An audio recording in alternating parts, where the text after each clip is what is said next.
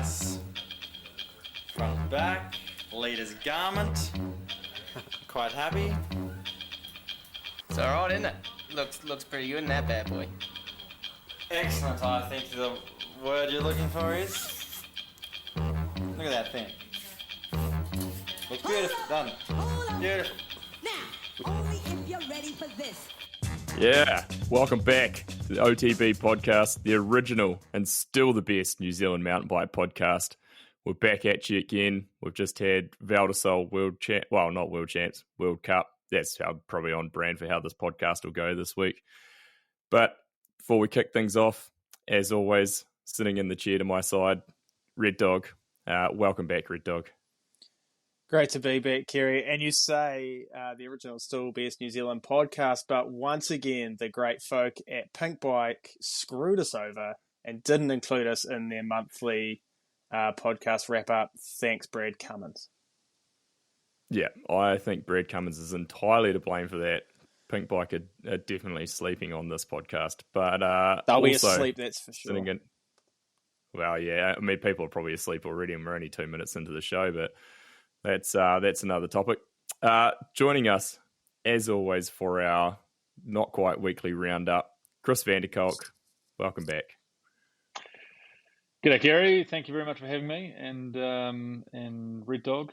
Nice to see you. And look, I'll throw now to our other host, Moki. Well, as always, rounding out the panel, Lester Perry. He's got some technical issues, but I think we've got him.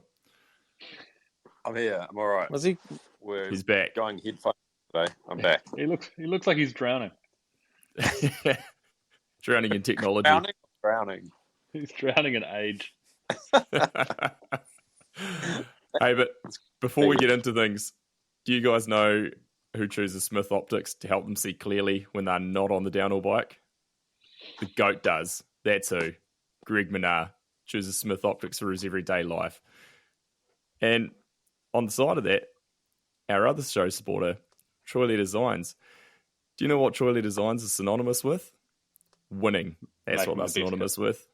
And they have been fastest in all but one of the 9 timed runs that the elite women class have done this season with Cami Blanche and Valley Hull. So, if you want to get yourself some Troy Lee Designs gear, jump on troyleedesigns.co.nz, hit the code at the end with OTB podcast in one word, no capitals, for a 15% discount, just like Red Dog did when he ordered last week. I ordered on the weekend, arrived today. Looks fantastic. Was there some good artwork or anything on the box for you? There was no box. It was just in a bag. I thought Nick might have drawn you some flames or something. Maybe. He's good like that. I'll have a look at Maybe. You haven't looked hard enough. Red Dog, have you gone a full head-to-toe new kit program? I've got myself a nice XC kit on KB's recommendation. And some new gloves, which fit to perfection. That was nice. Were they the air gloves? They were the air gloves, just in black. Wanted to check them out. Yeah, fantastic choice. Yeah, no, great choice. I went riding in my my Skyline pants today. Went out at lunchtime for a rip on the e-bike. Was great. Came back, pants straight off, put the work pants straight back on, and we're good to go. Who needs a shower when you work at home? Yeah. Work pants, you wear with pants just underwear, right? Yeah. Well, I just pull my pants off and then I sit back down in the office chair. It's fine. Kieran's just getting about in a pair of bibs. I have definitely actually attended a meeting. I was out on my road bike one day and I got a notification that I had a meeting starting in 15 minutes and I was like, fuck, I'd totally forgotten about it. And so I rip home, I get inside and I grab a hoodie, throw it over top of my kit and jump into the meeting with about 30 seconds to spare. So it was great. Just sat there in my bibs for an hour. But we made it happen. You're getting cold, eh? You'd be getting cold. Damp. Yeah. Not ideal. Yeah, it's definitely damp. That's for sure. Was there any after effects the next day that anything growing or? No, I think we're okay so far. Well, it was a while ago, so now we made it through unscathed. But I might have had to have come to you for some advice, Lester. You've come through the treatment well. Yeah. Yeah. off to a Hey, did you bumpy guys start. know? Well, this is for the listeners. This isn't for you guys. You should know this, but our listeners can leave us a voice message if they've got What? Yeah. Listeners can leave us a voice message. We've got a link in our Instagram bio where you can go and hit what's it called? Speak Pipe. Speak pipe. Yep. Yeah. You can leave us a voice message. So we need some voice messages to play on the show, I reckon. So jump on in there. You know, give us your thoughts on a race. Give us your thoughts on whatever's on your mind, and you'll probably end up I think on we the show. should run a competition. Well, let's face it, we're desperate for content. Oh, absolutely. I think we need to run a Shark Tank type situation and give people the chance to contend to be the fifth commentator or the fifth contributor. The fifth wheel. The fifth wheel. You can be the fifth wheel. Can we maybe get someone like commentating a winning run or something like that? They can do a commentary over the ambient sound. Send it in. That's a great idea. That'd work well. I reckon that'd be great. there's got to be a competition for a pair of Smith Sunny giveaway. Yeah, we might have to talk to our good friends at Smith Optics and see if we can pull something out for that one, because that would be great. While you're at it though, and on our Instagram, make sure you give us a like, give us a share, subscribe, tell a friend, do all that. So get us out there, man. There's a lot that's gone on in the last couple of weeks. Jeez, Lester, there's a lot of noise going on there, just like there's a lot of racing going on. Right. First thing I've got to bring up, obviously we're going to spend this show talking about the first three stages of Tour de France, right? That's what we're here for. I'm going to be honest with you. I didn't even know it was on. Oh, fuck. Is that because you were watching Crankworks, Red Dog? In all honesty, no. I was watching the cricket. I've got a question about the cricket. It's obviously someone that pays attention to the fact that you like it, so yes. I'm here for that's it. disappointing. Yeah. Nah, first thing I've got to bring up is Matt Walker winning the Canazei EDR. That was fucking awesome and well deserved. He was riding. Did you guys watch the wrap up? No, did not. That's great, guys. We were too busy watching really cricket. good work. Man, he's riding good, eh?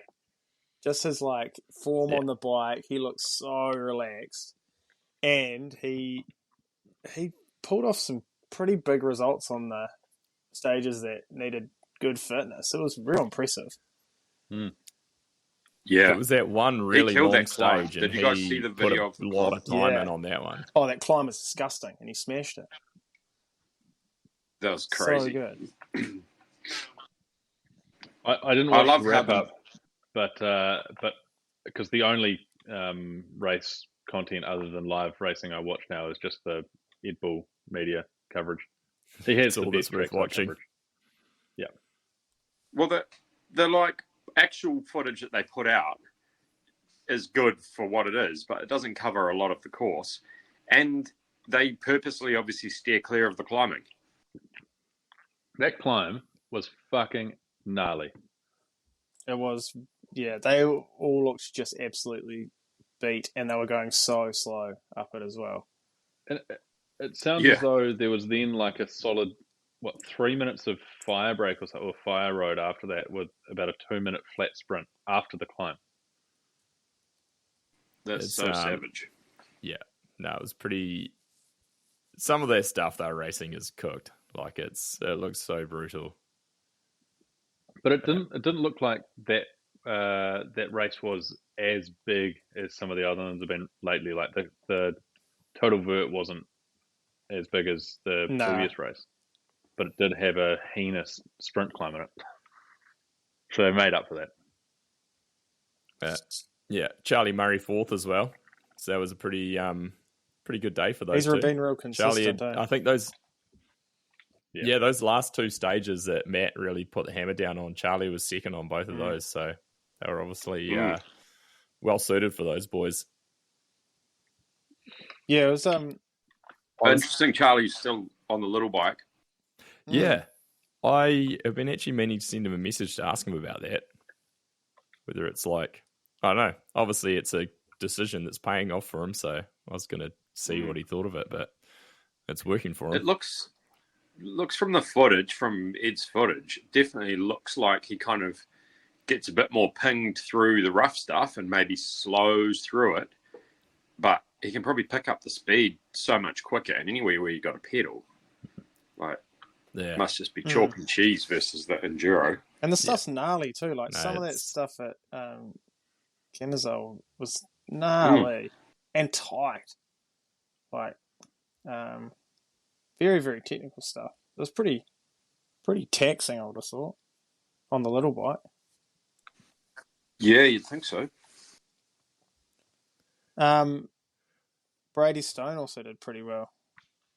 Nelson's own. Yeah, he's been running fairly consistent. It's definitely, he's got some real pace on him. But Yeah, he's a sick rider to watch too. He's got a good style. yeah, he does. Real good style. I don't have too much else from the enduro because it was 2 weeks ago now, and I've kind of forgotten what went on there. What do you mean? So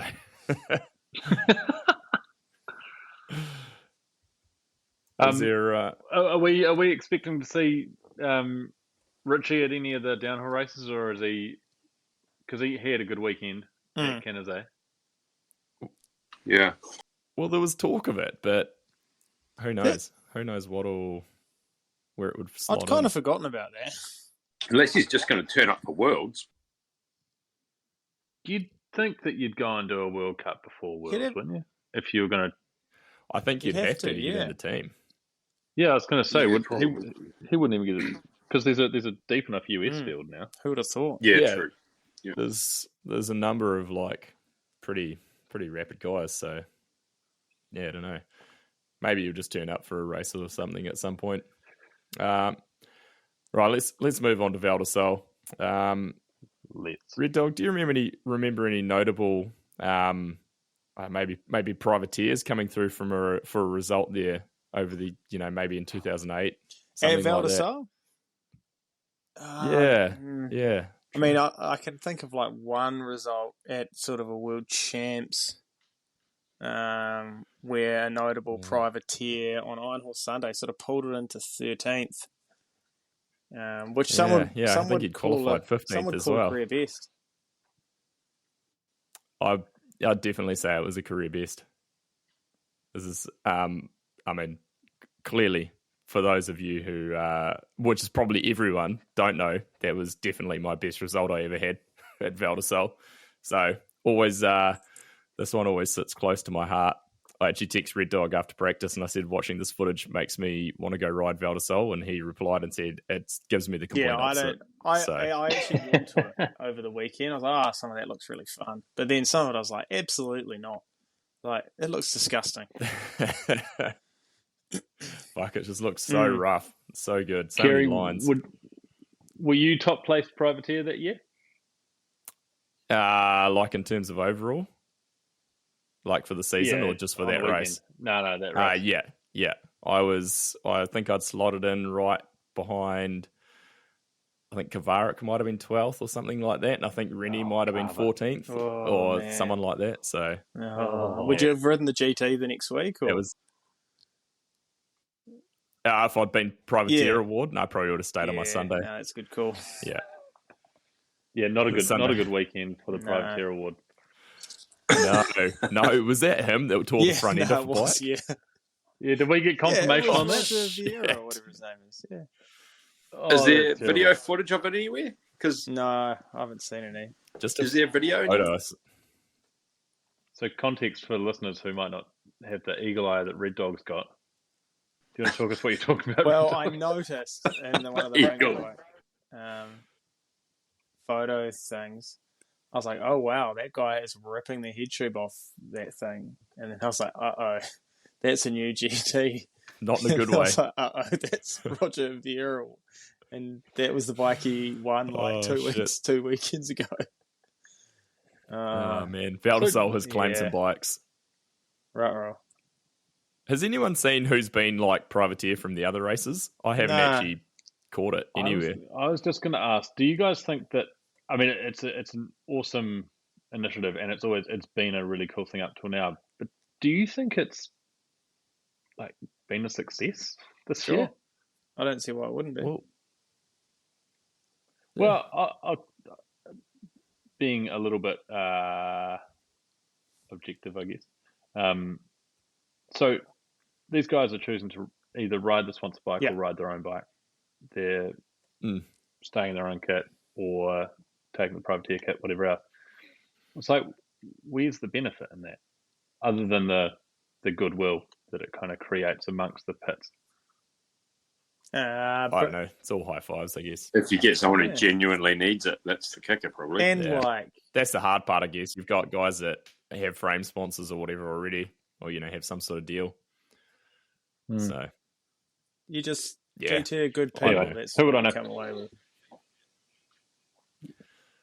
That's true. I actually think that just kind of not really along those lines, but the fact that I haven't any clue who's the privateer or whatever this year. In fact, I haven't even watched a single one of Wynn's videos. Sorry, Wynn. But, like, now that we're following so much race footage to try and keep tabs on it, I just don't have time to sit down and watch all the rest of the stuff. Nah, there's too much. So now that there's 2 race runs and a qualifier and this and that, I'm like, that's I got no more time left. That's kind of what I'm getting at. Like, like it's an awesome initiative, but it almost seems like this year is maybe the worst possible year to launch it, because there's so much other stuff going on, and there's also so much more attention now on a really small group of guys in that top 30 that, like, it would be entirely conceivable that you have a guy that wins the Privateer Award who doesn't make the finals, and so it's, I don't know, it seems a bit of a shame, because it seems like it might actually be getting a bit lost in the noise of everything else. Yeah, I agree with Moki, man. There's a lot to watch now. Like, I can't watch the XC anymore, really, because it's... You don't... No, with you can't keep semis and Can you stuff, believe the people time. actually take the time to listen to this bullshit as well? I know. The thing is, you can listen to us Yeah, it just blare kind on of your washes drive to over work. you. Yeah, it's true. Or on your headphone You while can't you're watch, working. can't is watch also- semi-finals. Yeah, this is also what you do, over a course of 5 days between races. Yeah, that's for sure. I hope Hey, you don't. I've got a fan submission, and it's probably actually the best bit of information we've had, because it's something that, well, I mean, none of us have actually taken the time to work it out, but a man by the name of Andy Ward slid into the OTB DMs to fill us in on how the protected riders actually works for this season. Andy. So, Great. shout out to Thank you, Andy Ward. Andy on that. So, in the women's, protected out of qualifying, so as top 5 from the 2022 overall. So they're like a season-long protected out of qualifying into semis, and any other current riders ranked in the top 10.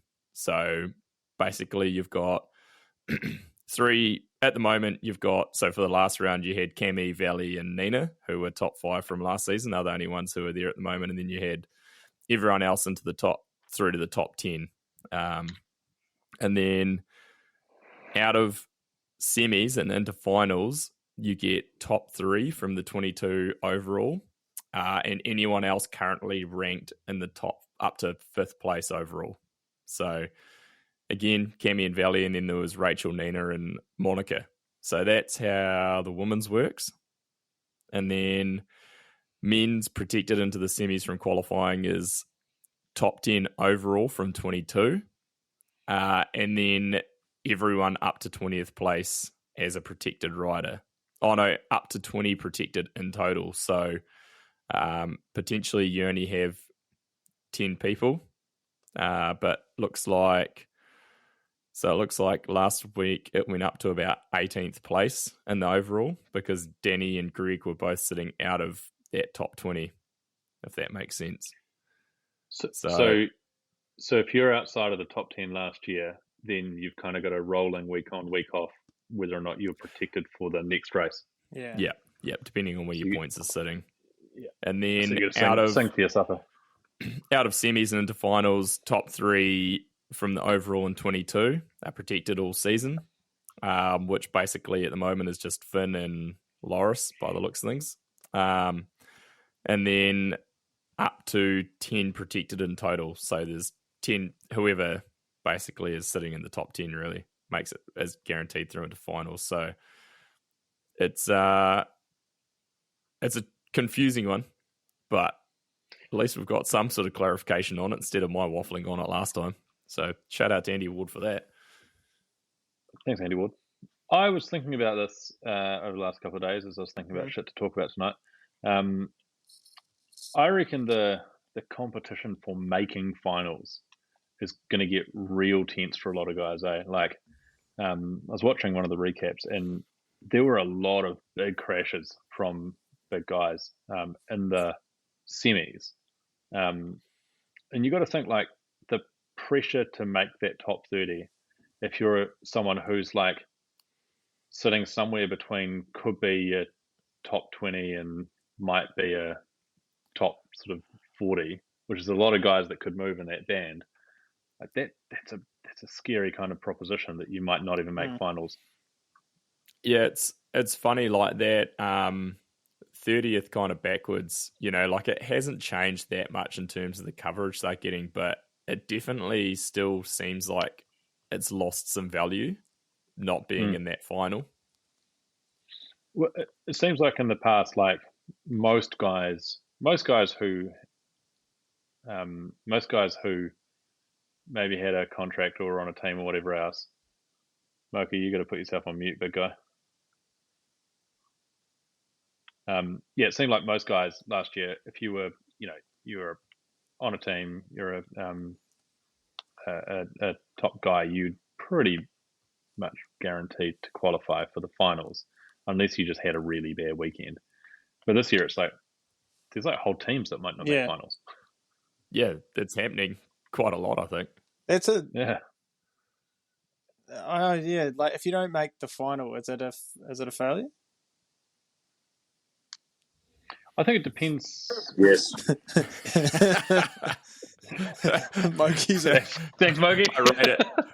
If you're not winning, you're losing. So what's the point? But as a team if you're not manager, winning, you're happy losing. with your guys? You ain't first, you're last. In the semis? Exactly. Is there any value in you guys being in the semi-finals? Only if they're making the final. Yeah. I mean, if you're a top team and your guys aren't making it into that final 30, you're going to be kind of disappointed. You think you're the media guy for one of these teams, right? And imagine the big story of the week. We made it to semis. Awesome. Yeah. Like, it makes it so hard for those. Like, how do you spin that? Yeah. How do you put a sweet video together about that? It's pretty much the equivalent of the old format, but crashing out. You just can't build a story around. Well, I mean, you can, but it's in a lifestyle story. It's not about how good you are. Speaking of media, have you seen the videos that Kate Edwards has been putting up of him on that Trek Fetch cargo bike? It is out of control. Amazing. It's like a long tail cargo bike, and he's doing like full 12 o'clock wheelies on it, like 180 skids to roll back, like whipping it around and everything. This is your Bosch editorial for the day. Yeah. But he can't make a final. So do we? It's fine. I don't know if he did make a final this week, but like there's only so far 180 skids are going to get you out, isn't there? Yeah, that's true. I just went off course because off piece because that was it's good, good content. But you set up a great segue because we could segue into the women's here, and we talk about the other woman, not the other woman, but the woman on a trek who won. Well, Valley. I was going to say, I was just trying to segue into the women's, but you beat me to it. But I was actually going to start off with the Kiwi Sasha Ennis taking a 12.5-second win in the junior women's. It was huge. Yeah, massive. She demolished everybody. But then Iris van Leuven in second as well. So Kiwi won too. That's awesome. There's some seriously impressive Kiwi women out there on their bikes at the moment. It's pretty cool to see. Is that the first time that's happened? 100% in juniors. For Kiwi women? Yeah. 1-2? Yeah. We've never had anyone but even in the at the same time. No. No. So That was cool. Yeah, I think that's awesome that they're going to battle. And then So it would seem that Sasha had a concussion, and that's been hampering her for a while, and maybe now she's clear of that. It's game on again. yeah, it kind of seems like she's warmed into the season a bit, and then she just absolutely tore Had she been Val Di Sole to racing that one? shreds. So, well, Yeah. She had. yeah, Huh. I think so. Yeah. Yeah. So Where she's did obviously she? found her Where groove. I don't know if would she's her done all time of have them. put her in the elite women? I didn't look Hang that on, closely, I to can be look completely now. honest. Let's have a look. I'll do some analysis. Red I'll Dog can do analyse some it. analysis She, in the I background. mean, I just watched her run just before, and like it's chalk and cheese the way that she rode versus everyone else. Reese was very similar, but Sasha was just that next peg up. She rode like a senior. She would have been rider. like Yeah, 8th. She would have been top 10. 4:21. that's Mm. legit. Yeah, That's so real that's legit. pretty solid. Pretty impressive, man. If she can keep that up, like Oh, yeah. worlds absolutely. would be on the cards, surely. Yeah. You'd hope that, it'd be pretty cool to see her and Aris on there together. It'd be pretty cool if we got them both on the podium. It would be epic, yeah. Uh, But do we want to talk about You're Valley chopping- now? Yeah, move into the elite ones. We don't have much more to go in juniors. Yeah, Valley just smoked everyone. I mean, like, she was... If you look at how the people rode on their style and their composure on the bike alone, Valley just wiped the floor with everybody else. Yeah, she was gone. Jess Blewett was probably the second in terms of the style, I thought. Obviously, she didn't quite have the pace of Valanche in second, but Jess's run was really, really stylish and solid, and she rode aggressively, and she was like snapping out of turns and stuff. She got a bit tired at the bottom by the look of it, but that was a Yeah, she killer was pushing. performance, I She thought, looked like too. she was pushing, which was And cool. where you look at Nina Hoffman's ride, and I think I've brought this up at other races, she does not look good on the bike. No. She looked to me like she was really stiff, and she didn't look... She looked like she was overly tired coming out of the gate. Now, maybe that's just some strange style that she has, but she doesn't look super fluid on the bike. She's like never the other girls do. been like super fluid or like just she doesn't have that natural composure that some of those other girls do. Yeah. I mean, she's fast, but she doesn't seem like she has that killer edge that the others are developing. I mean, some may have called her to win the overall title, and I mean, maybe they jumped the gun a wee It was bit a on bold that cll. one, but Some of us that's said all right. Jackson would never make it, though. There's Who a would've lot done of that? races. A lot of races still to go.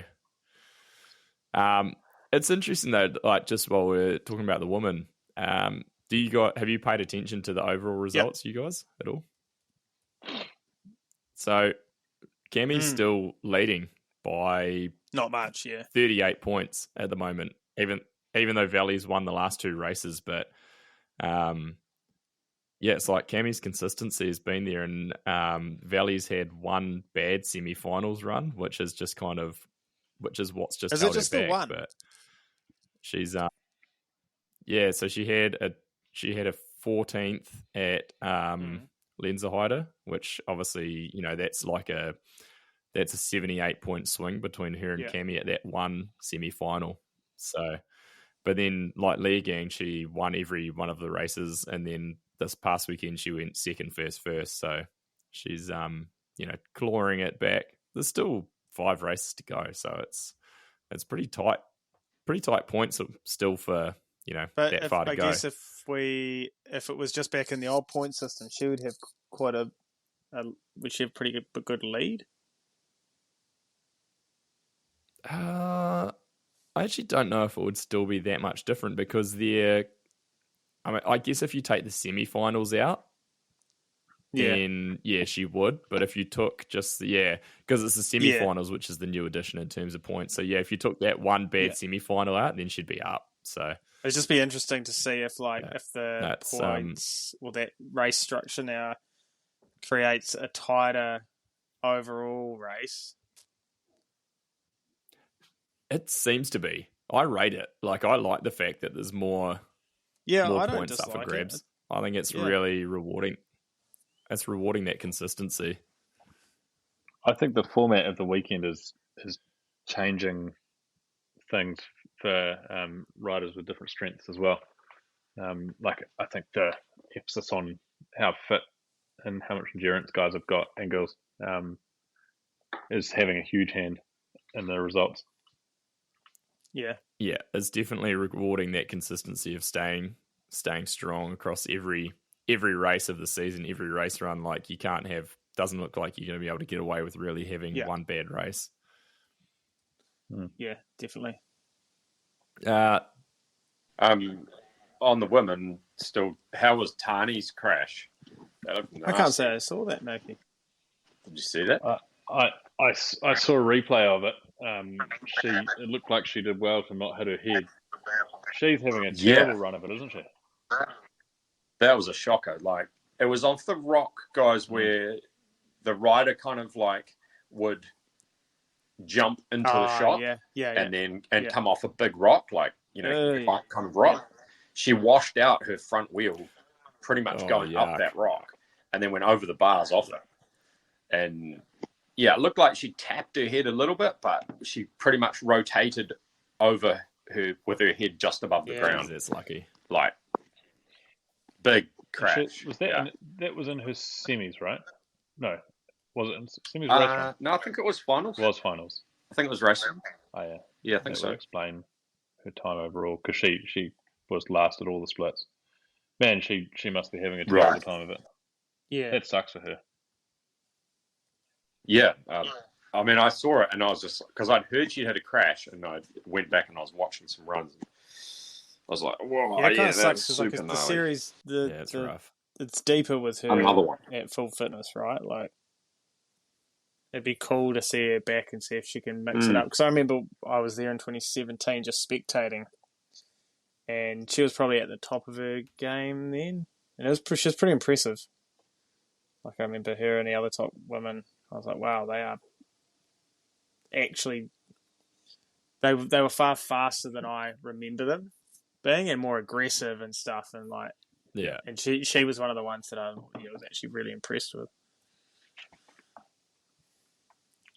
Yeah, this series is missing Pompon as well. Like, Miriam's definitely a big loss out of that top end at the moment.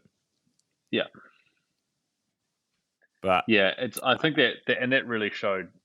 I think it really showed with what Rachel did, and then I think it's also showing now that Valley's kind of finding her consistency, because she's shown that she can dominate. Yeah. And I don't think that's going to change much now. Nah, she's found the form, I think, and she's on. So, be kind of good luck to everyone else, I'd say, from here on out. Good luck, guys. Just like, I would go back and watch her run again at some point if you ever have 5 minutes. She just is head and shoulders above the others when you watch her run, like, so much better. That's like last weekend as well. She looks so much stronger than the others, and like, she just looks like she's a lot more physical with the way she rides than like the likes of Nina. If you go slightly cross-eyed, you'd think that she was a dude riding down.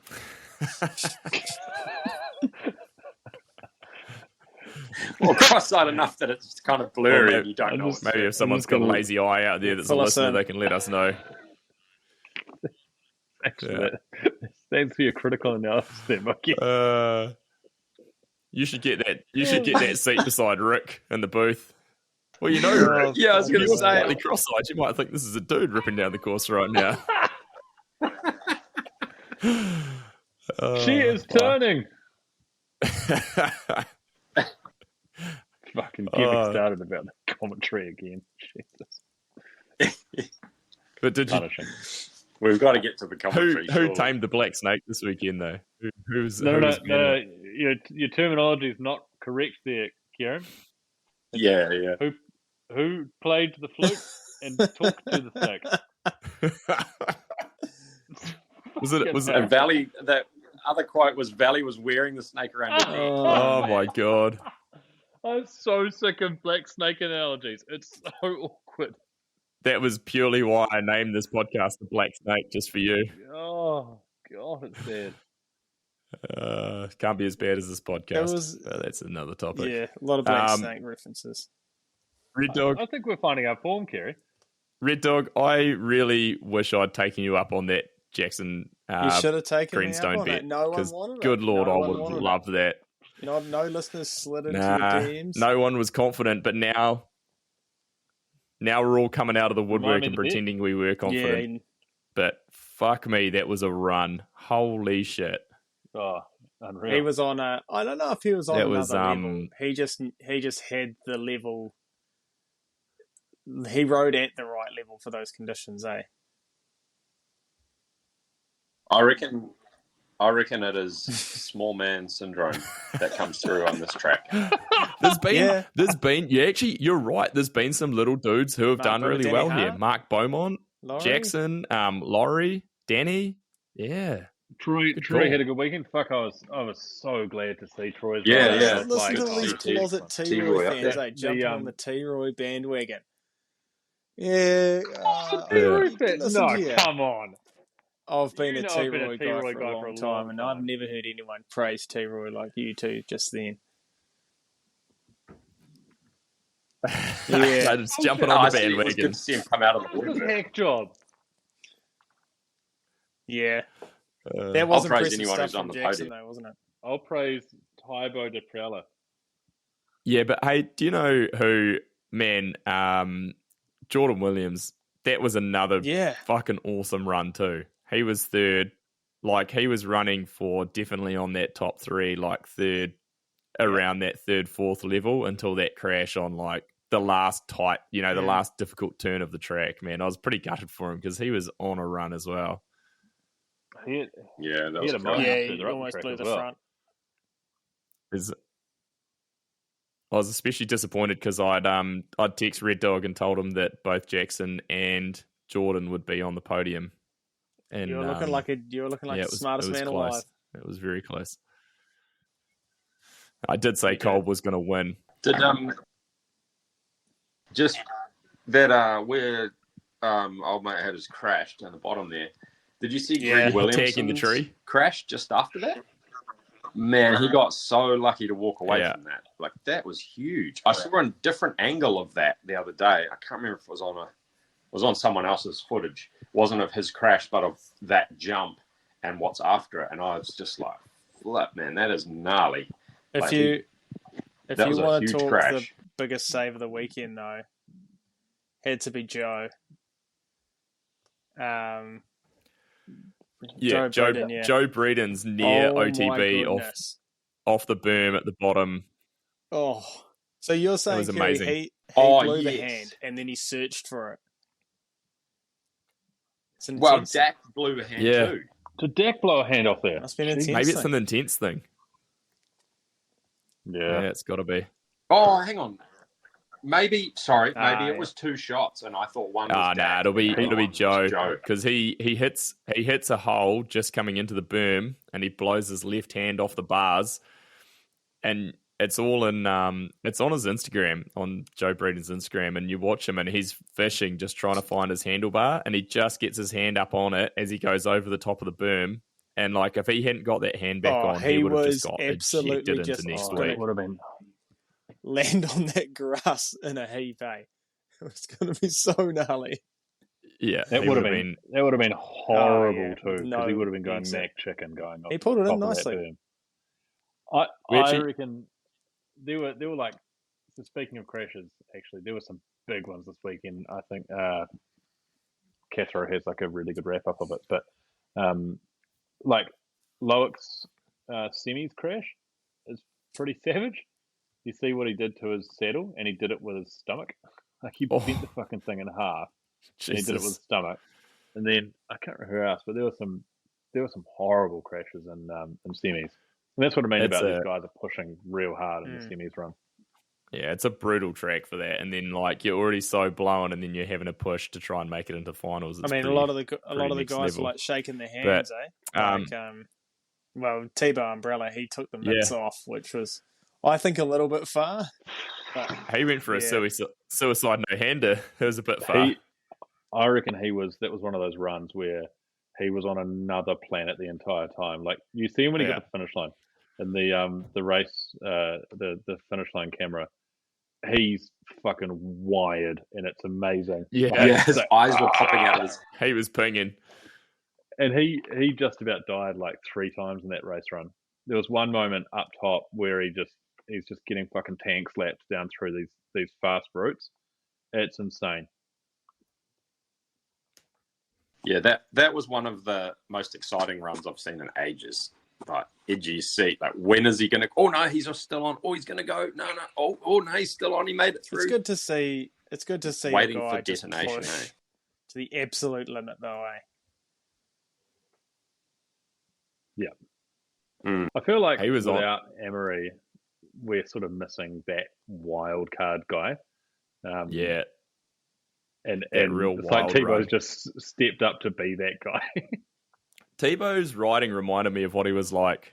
Was it like 2020 when he kind of came out of juniors, and he was just having those mentally fast runs, but like wasn't really biting half his executing all tongue of off them. and stuff. That was a bit like that again, but yeah. But obviously executed it pretty good for a third place, so it was a strong ride. Finn was good in second, but yeah, that's true. I mean, you look at Tebow's splits, like he was first, second, first, fourth. You know, like he was on pace with Jackson if it wasn't for that one turn near the bottom where he kind of washed the front end out going into the last sector. Yeah. But, and he's the exception to the small man sort of thing. Yeah. Another strong result for Finn in second place. So he's Those he's bikes sitting just pretty look consistent dialed. at the moment. Although I will admit, maybe the fronts were a little soft. They all run pretty low, They're running real low. But man, they look like they low down the front. They work so damn well, and they're also dialed. But I reckon those 3 guys, Jordan, because Jordan's got a similar sort of stature, and he's like pretty built as well for a young dude. I reckon you look at the way those 3 guys ride those bikes, and then as you say, the way they're set up, it's really different to the syndicate guys, obviously with the exception of Greg, who's tall and lanky and riding a full 29er. But it's like Laurie and Jackson are real little, real light, and it looks like they ride a real high front end. And then the Specialized boys are like, they're brick shit houses. They're rigs. Yeah. And that bike just seems to be, I don't know, like it seems like it sits more in its suspension than... Certainly doesn't the fork. The shorter guys look like they look real good on their bikes. I reckon like the shorter guys are kind of down in the bikes more, and they just look so dialed, especially when they're like just ripping some of those tighter turns and stuff. Oh, that's something that Jackson can fucking do like no one else is. He can rip a turn. Like that second turn in his race run, you know, when he nearly blew it in the first corner. Yeah. And the way he ripped that second turn is insane. I couldn't believe you watch his helmet cam footage and you hear him like get the wind knocked out of him from when he hits that first turn. He hits that and hits a hole, and you hear him like blow the air out, but then he's just full composure and just absolutely tears that next turn to shreds. It was yeah. Do you think it makes me feel overall? it makes me feel so old though, because I watch him now just go win a World Cup, and I'm like, I remember watching the video of him riding to fucking kindergarten on a run bike, and that feels like it was like 5 years ago. Fuck. Real old. Maybe one day he'll make a podcast. Yeah, Jesus like at least Christ. he's got that to look forward to when he's in his mid to late 30s. Yeah. But do you think he'll go on about the timing like Val Di Sole, like the shit we go on about? Probably. But you know what? The one thing I will always have on him is height, so it's fine. I'll take that to the bank with me. I'm just kind of scrolling through the results here, but I stopped on Bernard Kerr in 7th place because I started watching the race, so I watched it from the start in the finals, and not long after Bernard, it starts pissing with rain, and I'm like, well, fuck, here it is. Bernard's going to win his first World Cup, and it's going to be not in a bad way, but I was like, he's going to be the guy that wins it because he raced when it was drier and it started raining afterwards. And it took a long time for anything to really, any hope to start showing through. I was like, oh, well, this is fucked. Like, you watched a few, everyone's legit, but you watched a few really legit guys come through and just kind of do nothing with it. And I was sitting there going, fuck, this race is over. Like, this sucks. It kind of wasn't until Brosnan laid down that run that I was like, oh shit, we're back on. Like, actually, no, it was Benoit. Benoit laid down a pretty good run. He came through not far behind. He was right behind Bernard by I don't know, a couple of seconds or something. It was pretty close anyway. But then, then Troy came through and actually went faster, and I was like, fuck, we're on now. I was wondering if maybe someone down the track had radioed back to Troy's mechanic maybe and said, tell him to ride it like it's dry or something like that. Surprise me. Like the way he just took that on was way different to the guys. It sounds like that was happening. Like there's an interview with Jackson. He said that they had Steve and a couple of the others at all different points down the track, pretty much pointing out where it was still dry or wet or whatever else. But you could see in the splits as well, from about Bernie's run on, you could see how different parts of the track were starting to dry out faster than others. Yeah. It's like for a couple of riders after him, pretty much everyone was down at every split. And then there was, I think, the fourth split where it took quite a while for people starting to start gaining ground on that split. But once they did, it was like, okay, we're on now. Yeah, it made for some. Yeah, I was glad it dried out because I was in the same camp as UKB. I was just like, oh, this is crap now. Yeah, this is like. I was like, this race is over. You have to wonder with a guy like Bernie whether he would have been like how he would have felt about taking a win that way, because he's a genuine contender. So. Yeah, like I think he was probably sitting there going like, well, shit, a win's a win. But yeah, you would always be like, oh man, you'd have that little bit of a like, fuck, I kind of got a wee bit lucky here. But still, like he's actually always been really good at that track too. Remember when he came in as a ringer at World Champs and he went like fourth or something? Oh yeah. And also you look at the cameras during his race run, it was properly raining.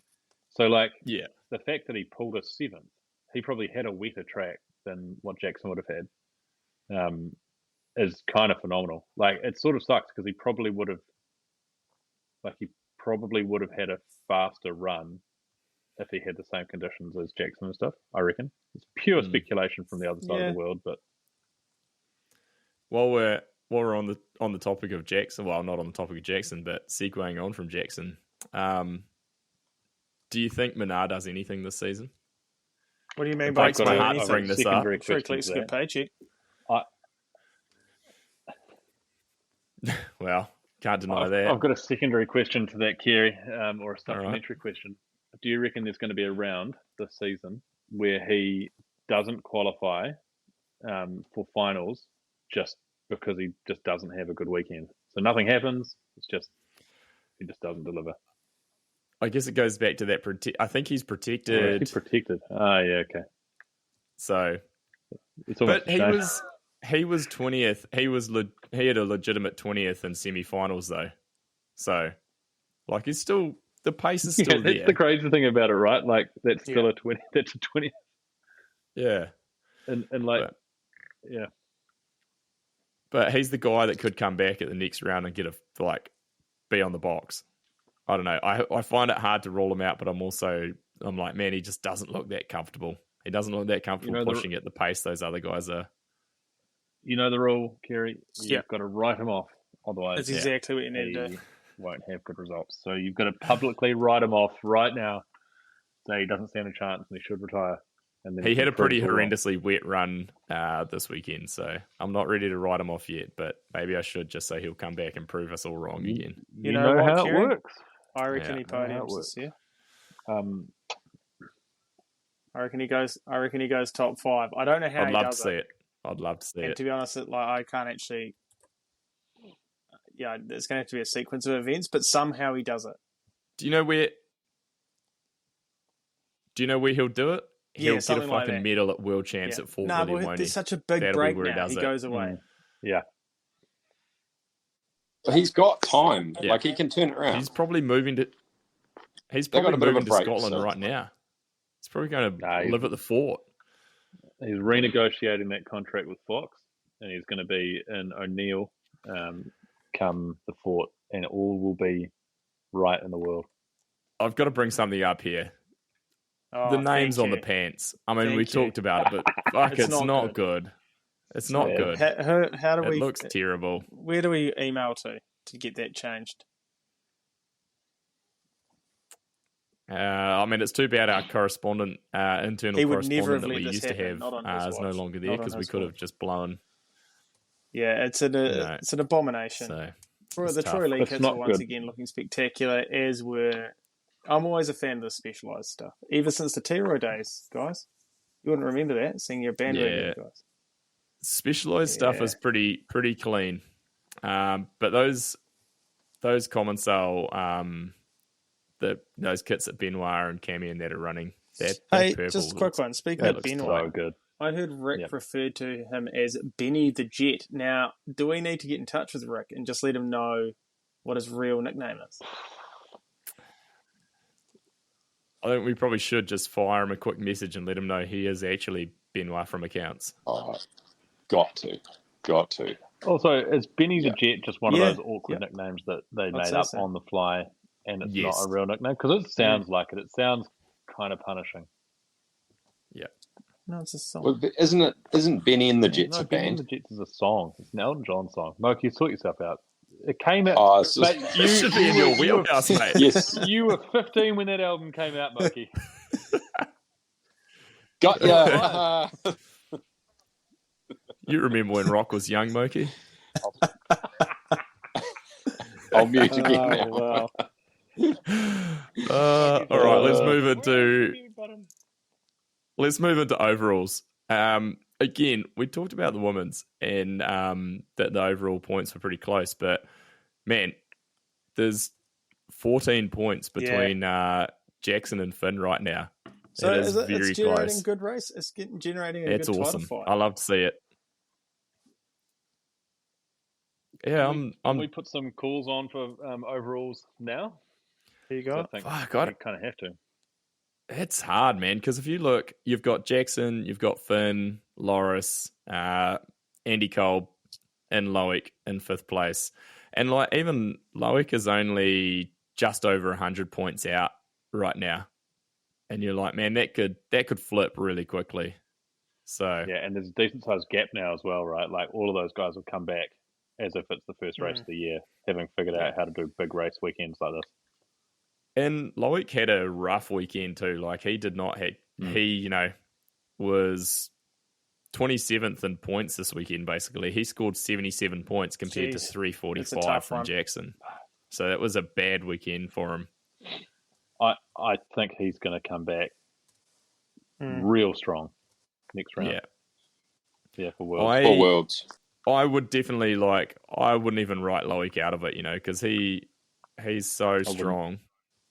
So That said, I think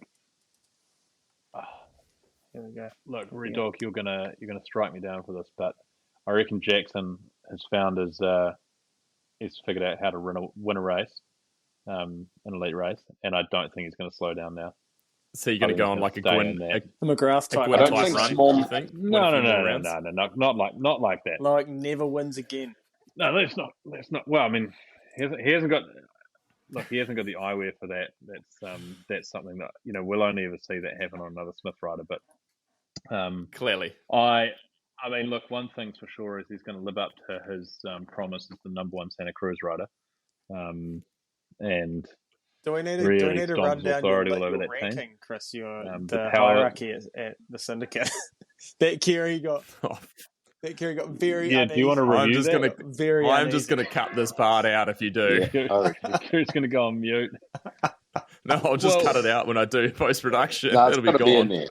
Got to be in there. No, I mean, look, I do think it's worth addressing because it's probably one of the biggest stories in the World Cup at the moment. Is I mean, Red Dog, what's happening at the syndicate is kind of the question. Fuck off. Yeah. You've got the patriarch. Greg. He's contractually the number one guy. That's how they got him off the Oakley eyewear, is that he got to have the number one spot, and they just refer to him as the number one guy in the team. I said it in the group chat, and I'm going to say it again. You two are fucking idiots. Oh, God. Okay. KB, who what do we you think is going to win the is? overall? Who's winning the overall? We've only got 5 rounds to go. We've done 3. Greg Menard's contractually Greg Menard? All right, obliged to good. win. Greg's, You may as well mean the draw overall straws. So do you mean who's going to win the overall for top of the pecking order? If there's a at the really, Syndicate? 'Cause at the moment I've got Greg short, McGann. small guy with Menard down his pants, we know what's happened. Oh, Jesus Christ. Oh, that's Look, brilliant. Oh, I'm just going to say Finn Isles. I'm going to say Oh, Bruno. Yeah. I'm going to get out there and say it. are you shitting on the Huge call. Syndicate, Kerry? I'm just looking at the over. He's seeing the I'm cracks. just looking at the overall results, and I think it's he got his first win last year. He's been arguably more consistent than anyone else, but hasn't had that win to get big points yet. So yeah, I could see Finn coming through. But by that logic, Jackson just had his first win and he's currently sitting top of the He point. doesn't want to look like he's Yeah. it's biased towards But Tom. It's hard to know. no, he's only 4. There's only 14 points between them though. So Put it this way, it's I pretty reckon close. the thing that will so say Jackson and Finn, say they start running away with it, it'll come down to not who necessarily wins. One of them will have a mistake. Like one of them will throw away a run or something. And you got to think as well, you've got 3 point scoring opportunities across the weekend.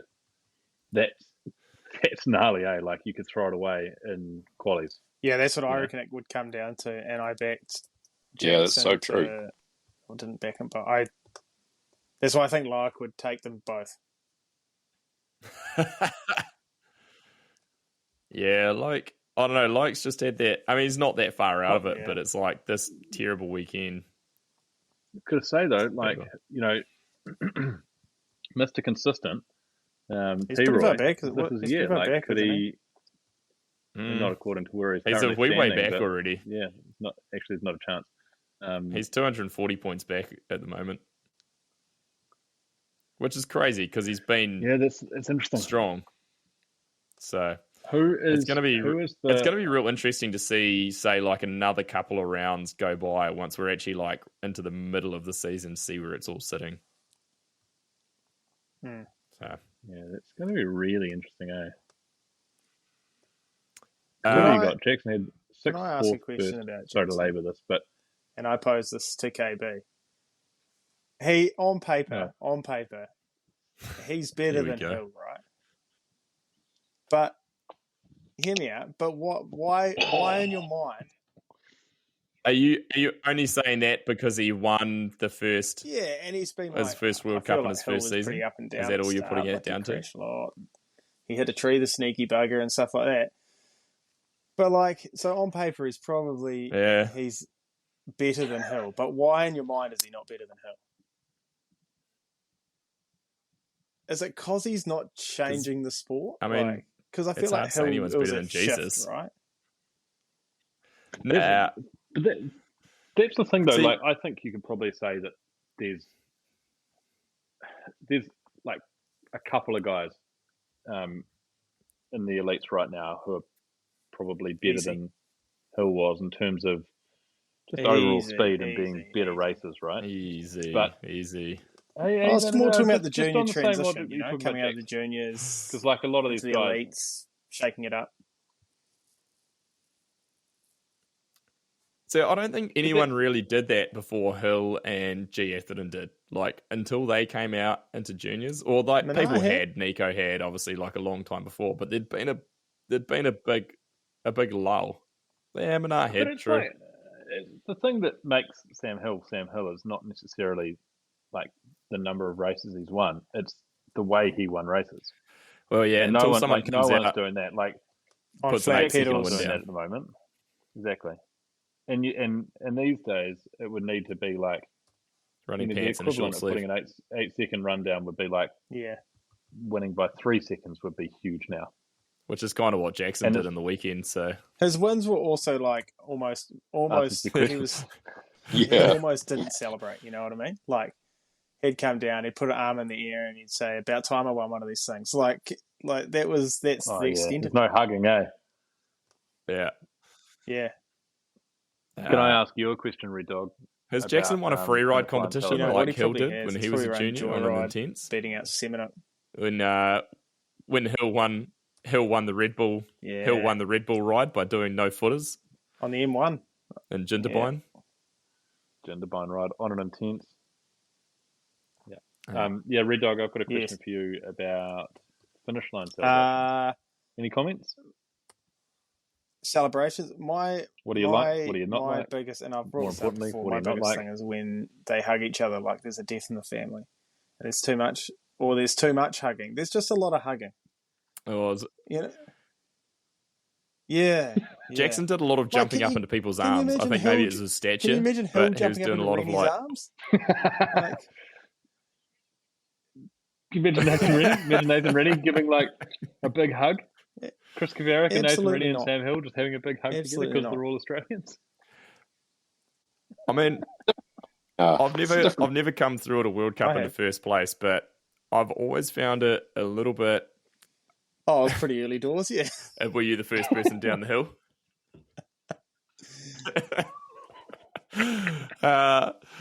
I've always found it a little bit odd when these guys will come through the line and they celebrate like they have won the race, but there's still other dudes to come.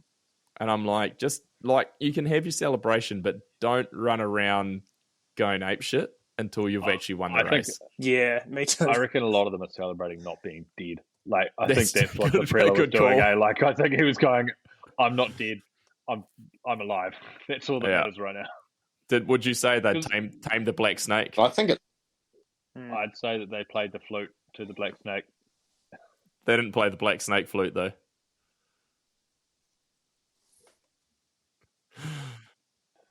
Like Deprella's celebration, I think was a celebration that he was still alive, but also that that was a podium run, and he doesn't do that many of them. I don't think he even looked at his time. Like, seriously, the way he came across the line, I don't think it mattered where he was.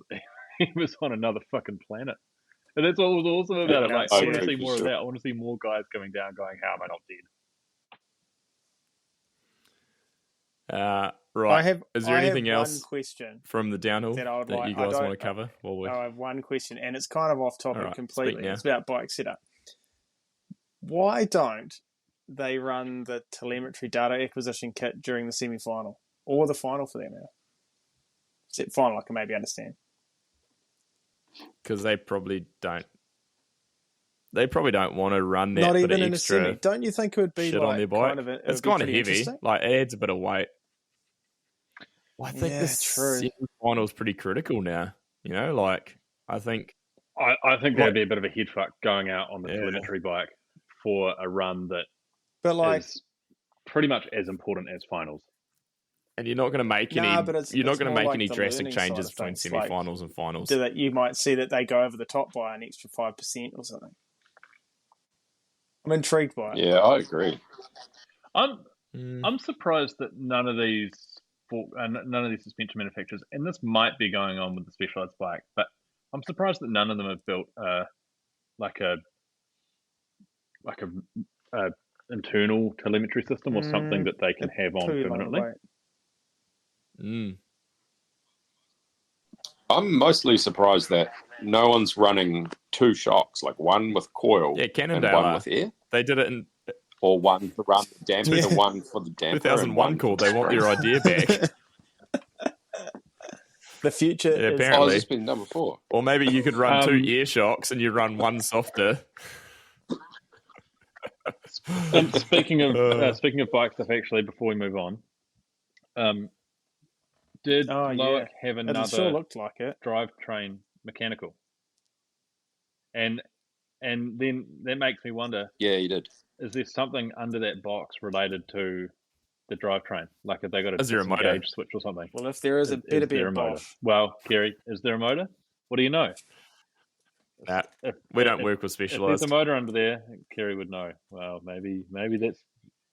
You know how good... Maybe that's the secret. You know how good the back end on the... You know how good the back end on the bike works? I've been like kind of scratching my head as to why it looks so much better than every other bike on the hill, and maybe that's it. Maybe it has some sort of disengaging thing. Because how could Twice, a free hub just blow up twice in a couple of weeks on a bike like at that level? That makes no sense. I bet you there's some trickery going on. His look, especially I think they're on DT hubs, which are pretty sturdy. It looked like it jammed, but it's like there might be nothing wrong with the. Like it might be nothing to do with the cassette or the free hub. It might be something up front that's in the box. And, maybe. Yeah, I reckon true, that's the motor for sure. Yeah, send your ideas. It's based on magnets and magnets only. Chris's Instagram, and he'll engage with you on this thought. They've got. Yeah, please do. And I'll forward them all to Kerry. All right. Speaking of Instagram, actually, no, before we get off the topic of racing, I've got to jump into the XC real quick because Sammy Maxwell, Kiwi girl, took second in the under 23 cool. women's. I saw that result. Very good awesome ride. So that was an awesome result. Awesome. Yeah. That's great. And she's going to be peaking for worlds. The elite men's race, and ridiculous. Holy fuck, Nino Schurter is a savage. What He's won 6 out of 8 Val Di Sole World Cups. Like, that's nuts. And that was a moment as well to appreciate how fucking insane that track It's always pretty good. Yeah, it looked good. Track. Yeah, it was awesome. It's amazing. Did you watch any of the... I'm not going to single out anyone here, but there was a particular under 23 category race, which didn't include any men. Some of them. Where are you going with this, Mike? I'm still trying to work this out.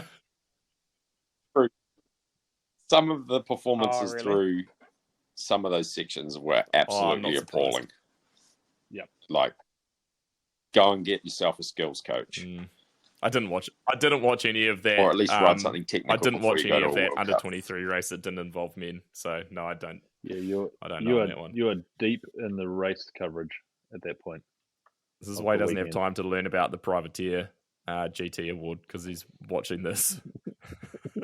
Exactly.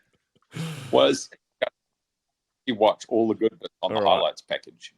So now speaking of Instagram, we got a bunch of questions come through. The first one from Tour Bikes.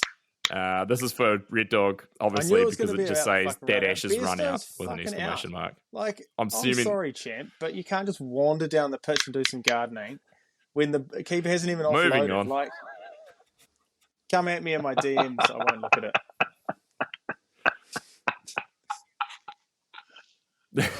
You're not on Instagram. There was actually a few good ones in here. 120 MTB. Just would like to throw out there that tracks where the dirt moves is a win, and I'd have to agree with that. This one, where the track's actually constantly changing, where the dirt's actually moving around and ruts move and lines change. We've talked a little bit on this one, but we kind of went more on just deep into the race chassis topic of things. But Chris Reed wants to know which bike would each of the boys want to ride. I'm guessing he's meaning out of like the current World Cup fleet, what everyone's on at the moment. So what do you got, Red Dog? I know you're a fan of the race chassis. Red Dog and I have got team sponsorship obligations that we kind of need. If I was going to pick one to ride, It would probably be one of those that specialised, but I might actually go. Nah, it's got to be that. Yeah, it has to be one of those prototypes.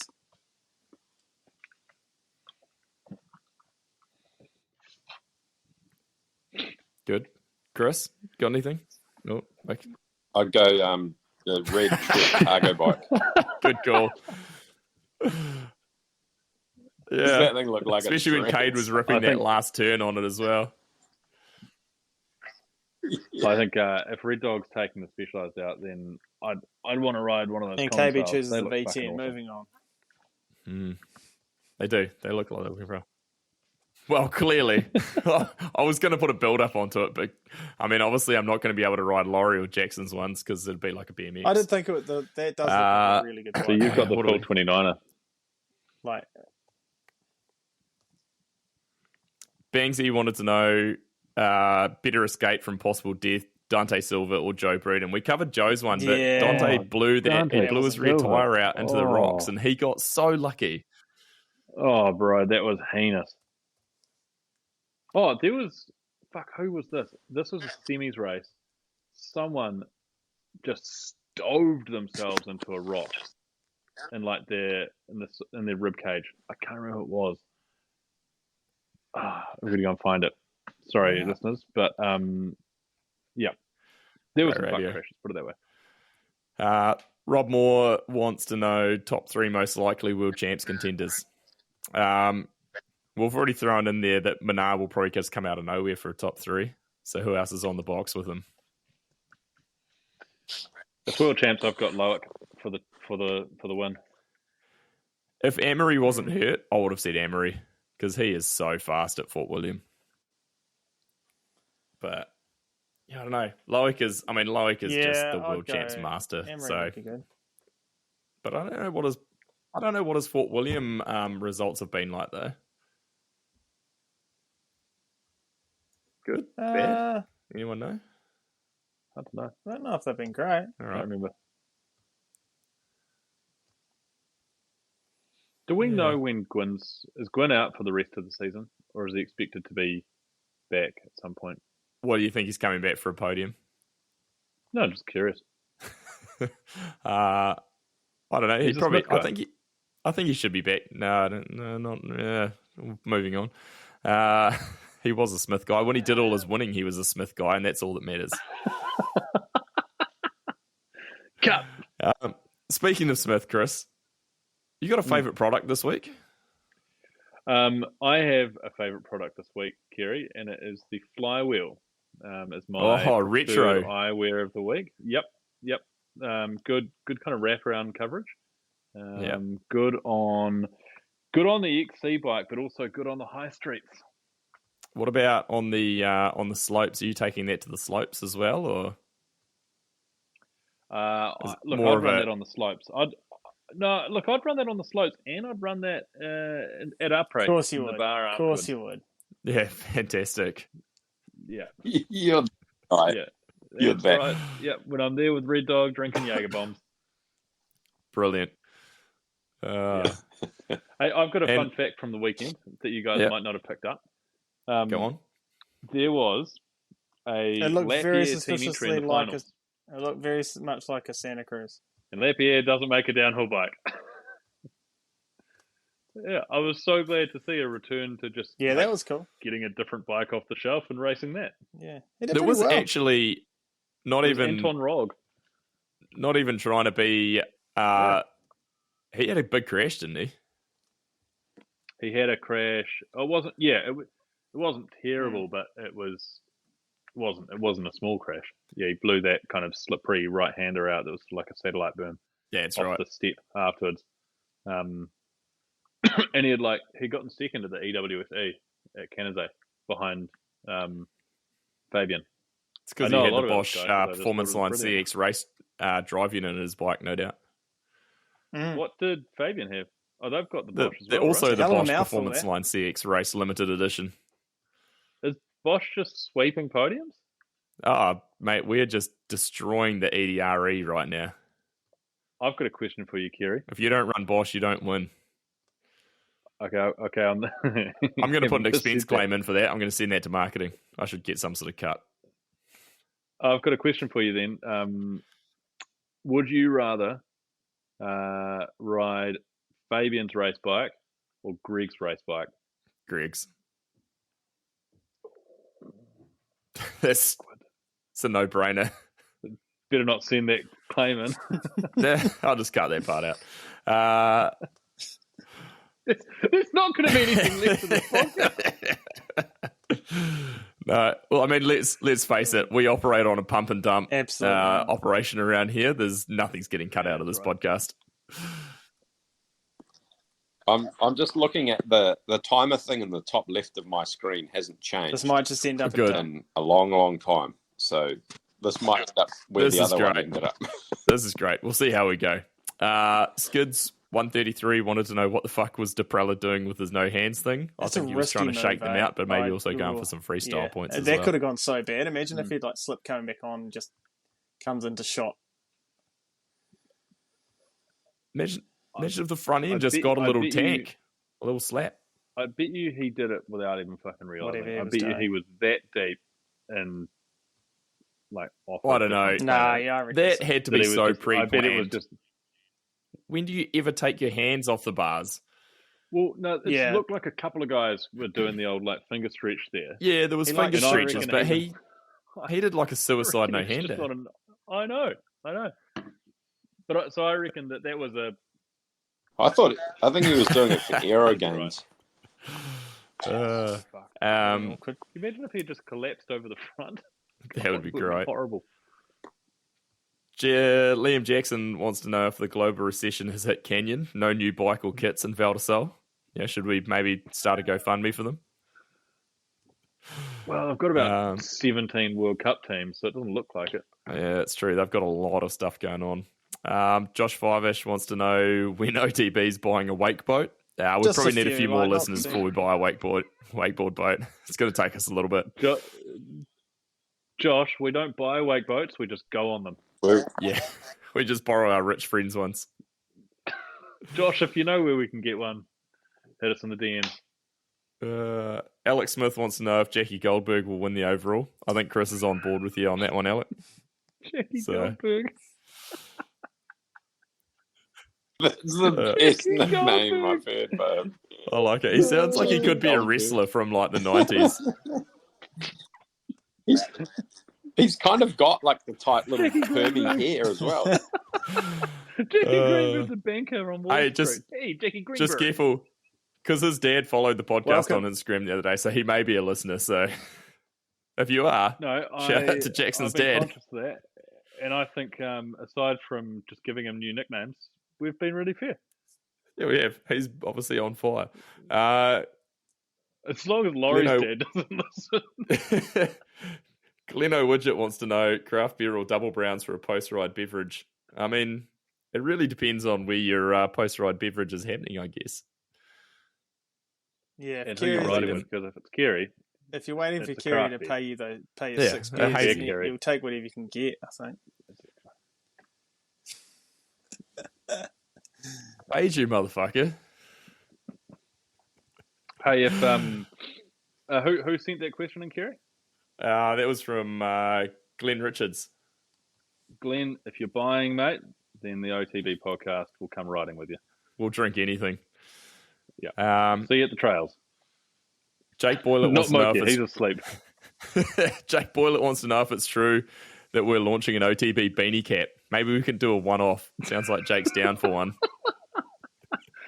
No, we're going to do a beanie cap, but it's going to be one of those headband beanie caps. Yes, that was what I was just about to say. Oh, have we? We've talked beanie caps in the past, I'm pretty sure. It's been a topic. Yeah. I remember there was a period there where SRAM just went, someone at SRAM just went absolutely hundy on the merch account, and they had 15 different types of beanies, and there's a lot of great shots of Nathan Rennie wearing one of those, I don't know how to describe it, but it's kind Red of Bull had them. Yeah. He had the beanie cap, but it was not like a round beanie cap. It was kind of like a squared off edges beanie cap. Yeah. It was a bad look. It was not a good time. It was in the days of everyone wearing drug dealer sunglasses as well. Oh, speaking of sunglasses, I don't care if Pit Viper turn up here with money. That shit is so dumb. Like, those stupid little sunglasses that they're wearing, like, just get out of here. It's... Nah, I'm not taking it. Well, maybe I'll retract that. We'll see how much money they turn up with first. Yeah. Hey, I'll start my own. I think the worst part is that it's starting to. It's like it's influencing the other brands and the other brand athletes. Like, there's some pretty terrible Oakleys being worn. Take me back to the days where everyone just had the squarest kind of like real big black sunnies you could buy. Yeah. What about when? What about when? So good. They're like spies. Yeah. Yes. Windows for your head. What about when Oakley did the over the top sunglasses that went over the top of their head? You remember those ones? Yes. They had like this bit went over the top and held over the top of your head and onto the back of your skull. Another good question from... still got a pair. Oakley have. Speaking of Oakley, have you seen they've relaunched their factory pilot shoes? I thought you were going to say, speaking of Oakley, we like Smith here at the OTB podcast. Yeah, fuck Oakley. Nah. Smith don't make shoes, though. Oakley relaunched their factory pilot shoes, which you guys obviously don't care about. But I had a pair of factory pilot shoes back in the Kiwi days. Yeah, I think it was. So I've now been around long enough for this thing unless to we're talking Adidas hematomas, I don't want to know. They were the like hematoma looking thing. I'd run a pair of those. They were slip on. They were what? They were like a serum. Fucking retiree, Moki. He's got a camper van. I'm working on it. I want a pair of. You bump up the tongue to hold them on. Yeah, I did have. So did Nathan. Red Dog, you had a pair of the real cool Vans SPDs, didn't you? It's about as cool as you can get. Yeah. Hey, Moki, did you hear the story? Did you hear the story in the last podcast? How I told the story about how I bought off you? Yeah, all he did was complain about the fucking... No, he didn't listen to the last one. No. Mikey, I recounted a story where I bought a Smith I didn't, to be honest. I believe it was you, off Vorb.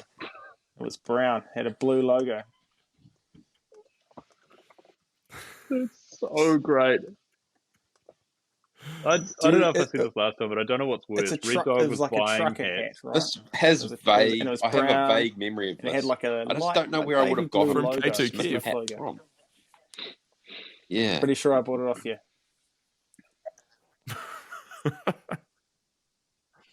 Yeah. I'm trying to remember how I You would have got won it as a spot prize or something and then sold it to this poor Grom on Vorb. Yeah. Maybe, yeah. That's also remember. probably how Red Dog so got on funny. Moki's radar back in the day, Moki. You know, because you would have been in your elite prime in those 2006, days, Moki. There would have been this Check young your Grom account Red Dog statement. coming up. Made a Because that's how deposit you to met your people, account buying in shit off the 2006. internet. Yeah. I'll just start scrolling back. Oh, fuck. All right. Can I buy around a peak beanie off you, please? So good. Look. There's some Instagram ad which comes up on my feed all the time for the hat shop or something. We need Moki to finish. They probably got to make you one. Cleaning up our logo first before we can make Peak beanie's the Beanie first thing off the ring, off the ring. Right. Yeah, I need one Just project one at a time. One project at a time, please.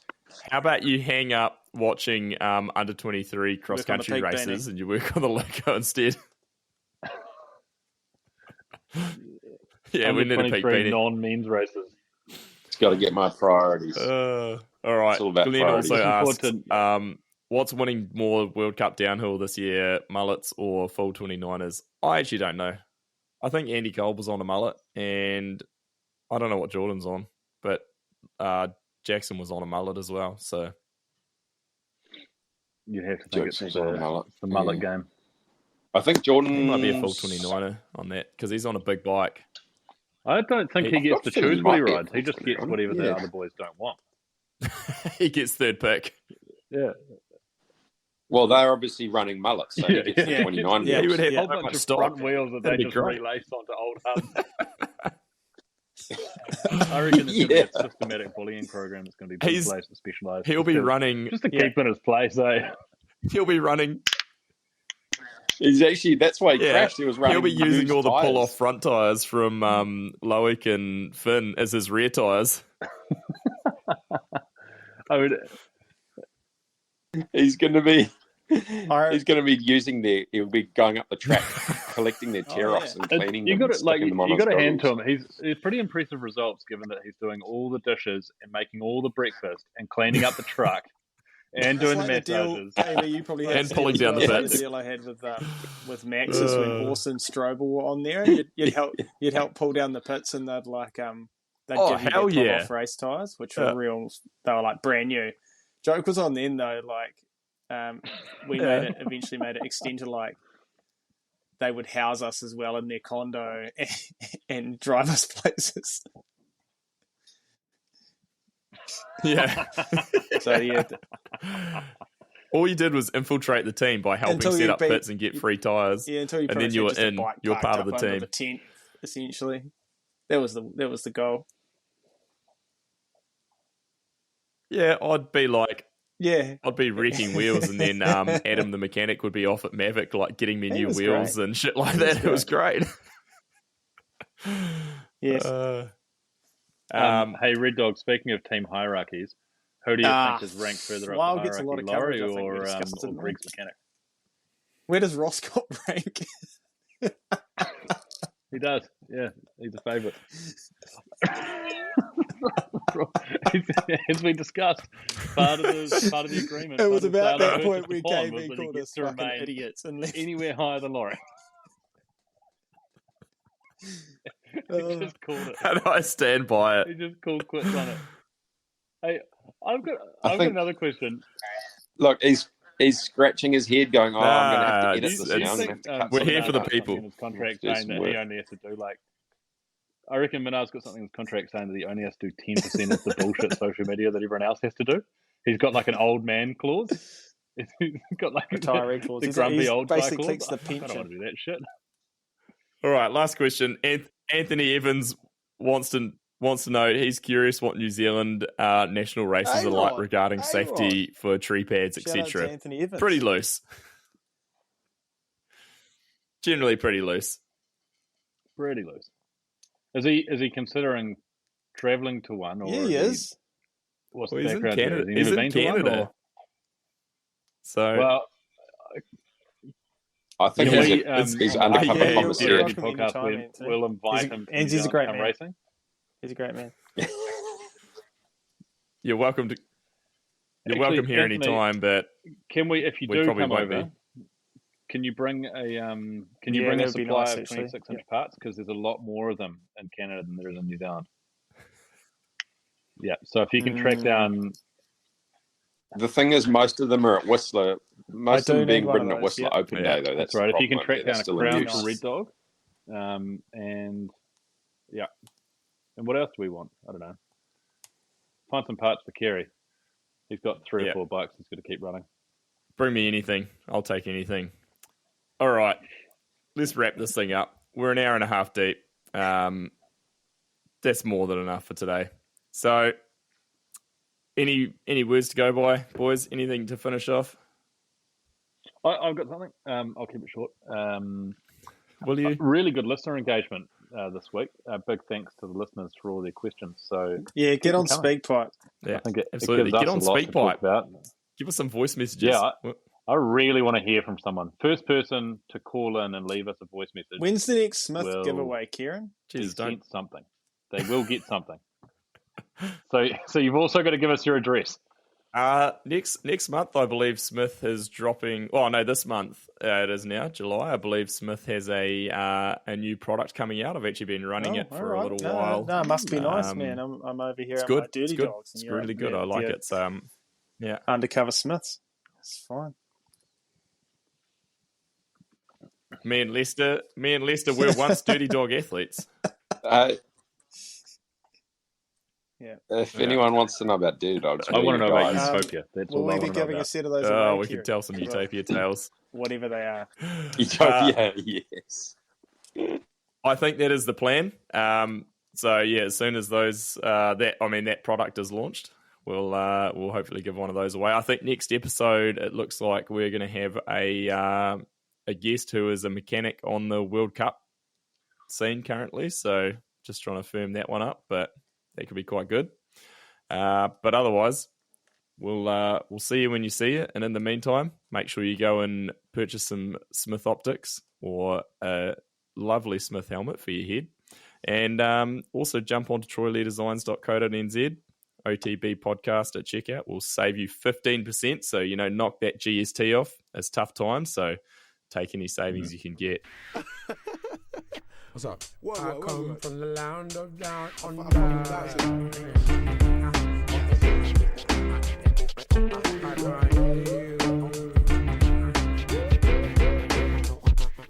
I can't hear you. What was that? I can't hear you.